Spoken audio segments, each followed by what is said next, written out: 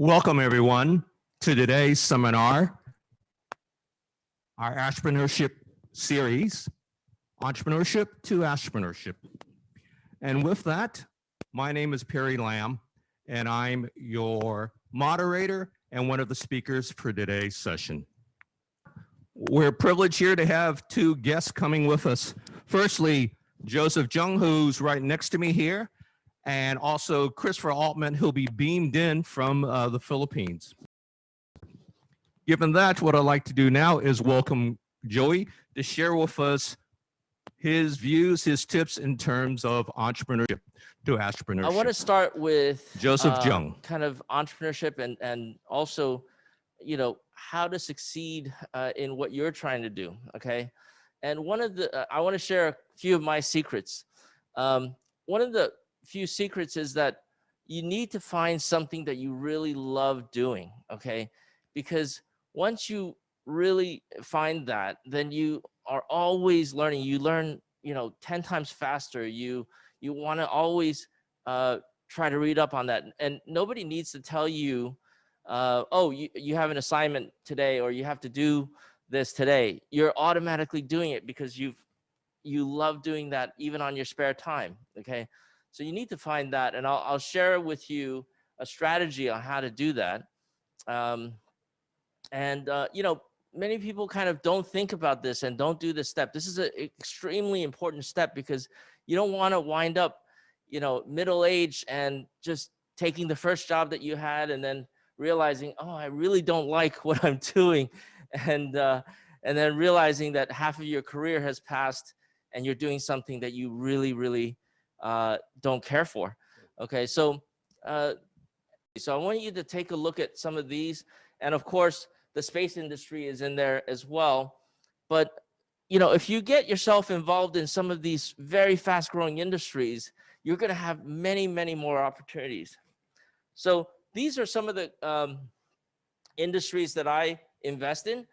And so I wanted to come and talk about the space industry. You know, I've been involved in investing in the last 3 rounds of SpaceX, and also hopefully some of the new companies as well. And there's a couple of SPACs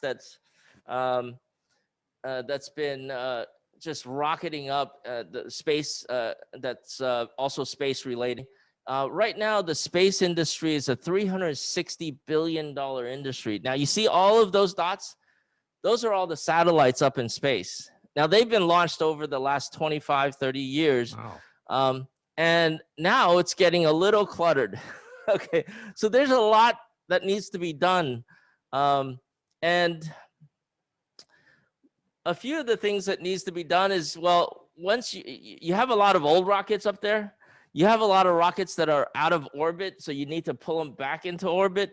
You need to clean up a lot of debris that's been sitting up there. So there's all kinds of things that you need to do up there. Okay, so some of the other industries that we can look into is, of course, travel, space tourism, right? So if you want to work at a hotel, well, right now is probably the worst time to be working in a hotel, but space tourism, that is a very fast growing industry. Geology, you can look at asteroid mining. Psychology, well, you definitely need some psychologists up in space.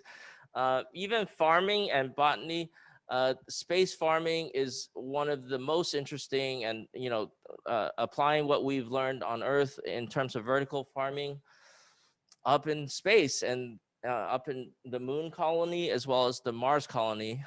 They're going to need a lot of that. Doctors, engineers.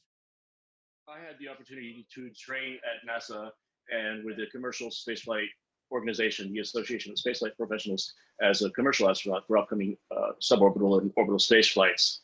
So throughout history of mankind, we've seen a lot of transition points that have changed both mankind and our relationship to society and nature.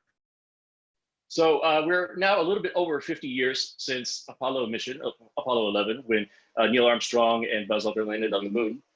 And so we're just now getting to the point where commercialization is opening up. Virgin Galactic and SpaceX, Spaceship Two is now undergoing extensive tests, and more than 500 customers have already purchased tickets. These customers include people like Leonardo DiCaprio and Angelina Jolie. So these are not low-profile customers by any means. These are high-profile people that are going to be doing this, and that's probably because it's expensive. But as the cost comes down again, as these are recyclable and the research and development costs are recouped, then the cost is going to be coming down exponentially, opening up access to the everyday person. So Boeing CEO Dennis Mueller says, within a decade, we're going to see space travel become commonplace, not just to the ISS, but to other destinations such as space tourism and space factories. Whereas it's going to be orders of magnitude greater in development. Right now, it's about $300 billion economy, and by 2040, it's going to be a $1.1 trillion economy. So it's in context of this commercial environment that with NASA regularly shuttling astronauts to the ISS with commercial providers and all these new commercial providers coming online, that NASA started the Commercial Crew Program.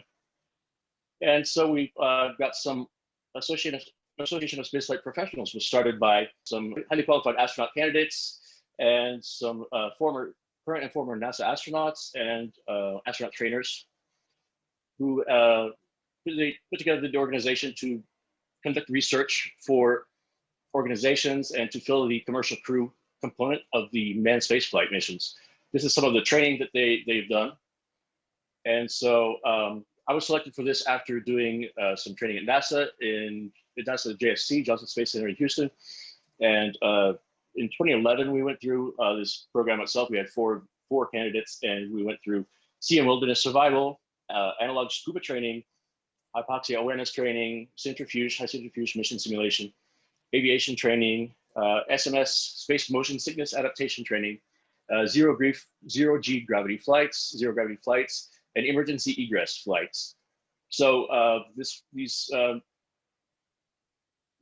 training procedures were established by former astronauts, and the selection committee was also current and former astronauts.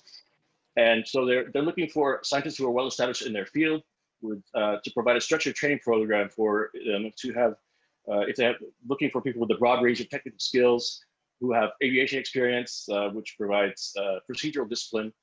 And they're looking for candidates who have engaged in activities that have a genuine mitigatable risk, such as committing to a hazardous environment that you can't instantly dissociate from, such as skydiving, scuba diving, glider pilot, or ice climbing, this kind of thing. So there's some of my background is involved in international in Japan and martial arts, and with some of these glider pilot and motorcycling, scuba diving, and zero G flights. So that's why I applied for the program. Then in 2009, I was recruited to NASA for a startup there, a think tank for next generation government leaders. And through there, I was part of Pisces, which is a Pacific International Space Center for Exploration Systems. It's on the summit of Mauna Kea. And what we do there is we test next generation spacesuits, next generation lunar rovers, in situ resource development for sustainable habitats, and next generation computer systems for the upcoming manned lunar and Mars missions. And also part of my background, I started co-founder of SolarCoin, which is a kind of a incentive of solar. It's a startup it's a blockchain provider to establish solar to establish a solar-based economy and to bring it also to space and to establish a post-scarcity economy. Since then, we've been featured in Science and Nature, as well as several other publications. We have 17 flight members and over 200 associate members. Anybody's welcome to join, including anybody in Hong Kong.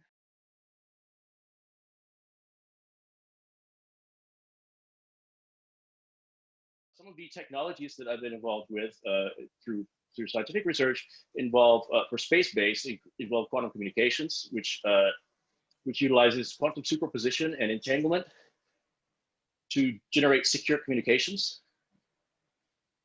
Now, these are connected by satellites that utilize lasers for secure communications. And so going forward, there's going to be a quantum internet that connects all around the globe using lasers and fiber optics, using what they call entangled photons for secure communications and for exponentially powerful computation.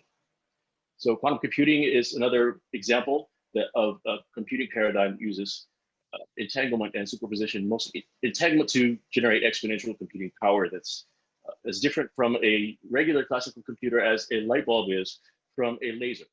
So yeah, we're now living in an era where science fiction becomes science fact, and we're at the precipice of becoming a multidisciplinary, multi-planetary species.